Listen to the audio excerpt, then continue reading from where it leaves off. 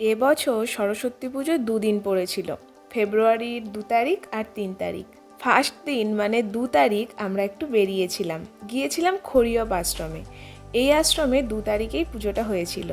আশ্রমের ভেতরটা অসম্ভব সুন্দর, চারিদিকটা বিভিন্ন ধরনের ফুল গাছে ভর্তি রয়েছে, আর ফুলও গাছে ভরে ভরে হয়েছে। এনাদেরকে দেখছো, এনারা হচ্ছে এই আশ্রমের মহারাজ। এনারাই আশ্রমটা দেখাশোনা করেন, আর এদের তত্ত্বাবধানেই পুজো আরও বিভিন্ন অনুষ্ঠান সবই সম্পন্ন হয়।